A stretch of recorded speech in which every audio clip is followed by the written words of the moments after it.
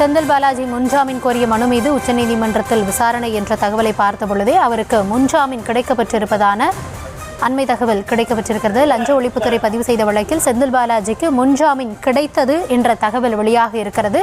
இது குறித்தான விவரங்களோடு மதி இணைந்திருக்கிறார். மதி, விசாரணை துவங்கிய நிலையில் தற்பொழுது அவருக்கு முன்ஜாமீன் கிடைத்து விட்டதாகவும் தகவல் கிடைக்கப்பட்டிருக்கிறது. என்ன விவரம்? செந்தில் பாலாஜி தரப்பில் மூத்த வழக்கறிஞர் கபில் சிபில் ஆஜராகி இந்த வழக்கே ஒரு விசித்திரமானது. இந்த முறைகேடு நடைபெற்றதாக கூறப்படும் காலம் என்பது 2021 முதல் 2025 ஆண்டு வரை. அதே போல இந்த விவகாரம் தொடர்பாக ஏற்கனவே அமலாக்கத்துறை விசாரணை நடத்தி 2025 உச்ச நீதிமன்றத்திலேயே ஒரு பிரமாண பத்திரத்தையும் தாக்கல் செய்திருக்கிறது. அப்பொழுது அந்த விவகாரம் தொடர்பாக பிரமாண பத்திரம் தாக்கல் செய்த நபர் தற்பொழுது மாறி இருக்கிறார். ஏனென்றால் அரசு மாறியதால் அந்த நபரும் பிரமாண பத்திரத்தை மாற்றி இருக்கிறார்.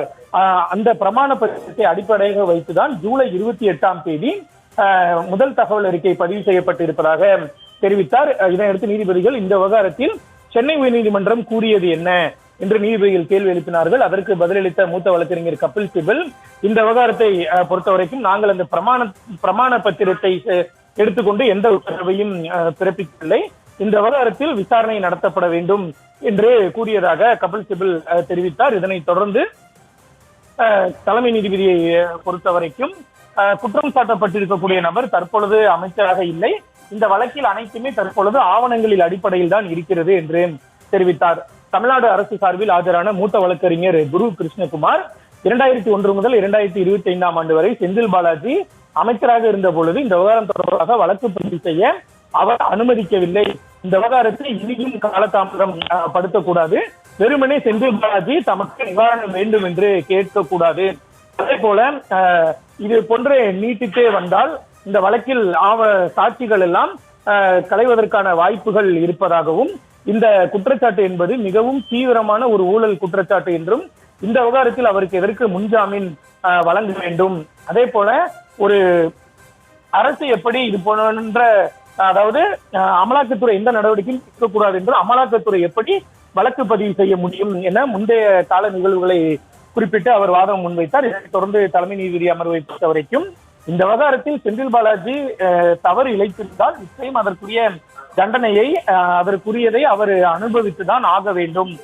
என்ற ஒரு கருத்தை தெரிவித்தார். அதே போல நீதிபதிகளை பொறுத்த வரைக்கும் செந்தில் பாலாஜி இந்த விவகாரம் தொடர்பாக உரிய விசாரணைக்கு ஆஜராவதை நாங்கள் உறுதி செய்கிறோம், அதே போல விசாரணையில் அவர் தலையிடுவதை தவிர்ப்பதையும் நாங்கள் உறுதி செய்கிறோம், இதில் ஏதேனும் குறைபாடுகள் இருந்தால் நீங்கள் நீதிமன்றத்தை நாடலாம் என்று கூறி செந்தில் பாலாஜிக்கு முன்ஜாமீன் வழங்குவதாக தெரிவித்தார்கள். அதே போல இதனை தொடர்ந்து தமிழ்நாடு அரசு தரப்பில் சாட்சிகள் யாரும் பாதுகாப்பாக இருக்க மாட்டார்கள், செந்தில் பாலாஜிக்கு முன்ஜாமீன் வழங்கினால் சாட்சிகள் யாரும் பாதுகாப்பாக இருக்க மாட்டார்கள் என்ற ஒரு குற்றச்சாட்டு தமிழ்நாடு அரசு சார்பில் முன்வைக்கப்பட்டது.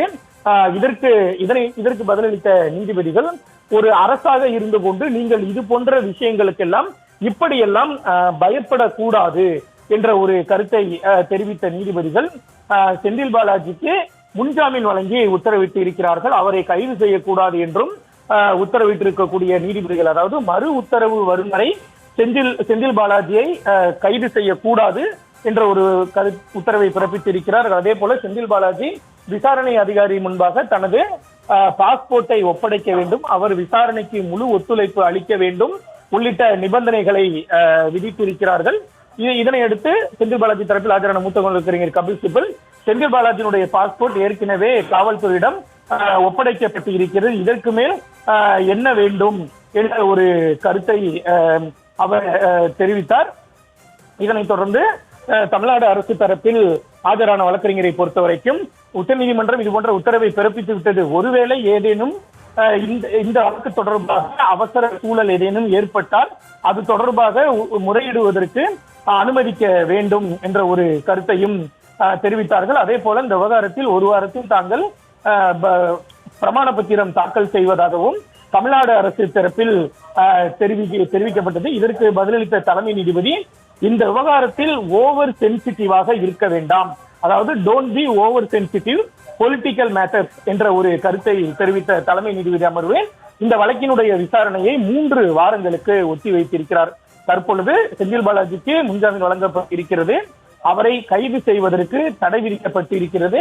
மறு உத்தரவு வரும் வரை அவரை கைது செய்யக்கூடாது, விசாரணைக்கு முழு ஒத்துழைப்பு அளிக்க வேண்டும், விசாரணையில் எந்த குறுக்கீடும் செய்யக்கூடாது என்றும் செந்தில் பாலாஜிக்கு உச்சநீதிமன்றம் நிபந்தனை விதித்திருக்கிறது. பாஸ்போர்ட்டையும் ஒப்படைக்க வேண்டும் என்ற ஒரு நிபந்தனை விதிக்கப்பட்ட பொழுது அவர் பாஸ்போர்ட் ஏற்கனவே ஒப்படைக்கப்பட்டு விட்டதாக அவரது தரப்பு மூத்த வழக்கறிஞர் கபில் சிபல் உச்சநீதிமன்றத்தில் தெரிவித்திருக்கிறார்.